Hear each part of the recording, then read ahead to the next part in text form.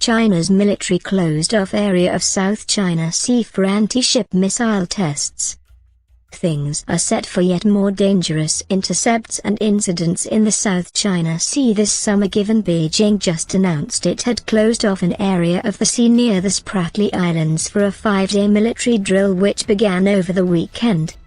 NBC News also confirmed a series of anti-ship ballistic missiles tests are underway, citing U.S. defense officials, which said at least one missile was fired over the sea this weekend and more tests will continue through July 3. One U.S. official said the drills in the hotly disputed waters, which has been scene of recent incidents between China that the U.S. and its allies like the Philippines, were concerning. A Chinese military rescue center on artificial Spratly Island in the South China Sea, via Yahoo Singapore.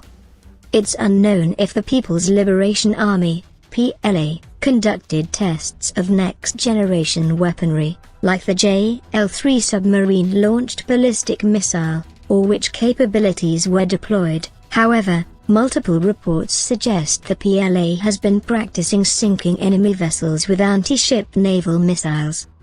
According to Business Insider, for ballistic missile tests, Chinese authorities typically issue notices to airmen, NOTAM, identifying temporary danger areas, Ankit Panda, senior editor at The Diplomat, explained. Such a NOTAM was issued for the period between June 30 and July 1, marking off 2 locations in the South China Sea.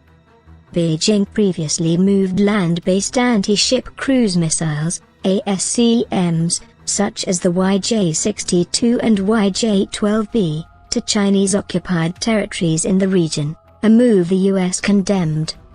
Alarmingly, parts of the area closed off by the PLA are actually claimed by the Philippines, and the U.S. Navy regularly conducts freedom of navigation exercises in the region. However, an official told NBC that American naval vessels are currently nowhere close to the drills.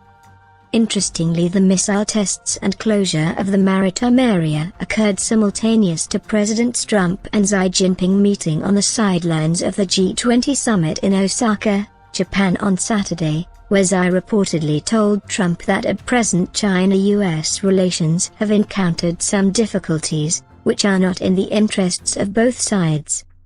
China and the US should not fall into a so-called trap of conflict and confrontation, but should promote each other and develop together, Xi said. Over the past years, the US and its allies have condemned expanding Chinese sovereign claims over much of the South China Sea, claims which Beijing has sought to bolster through a series of man-made islands and accompanying network of small military bases. One Hong Kong-based military analyst who echoed the PLA's position on the dispute told the South China Morning Post, countries outside the region continue to stir up the issue through so-called freedom of navigation operations and close surveillance, threatening China's national security, and added, the Chinese military must fight back at those provocations.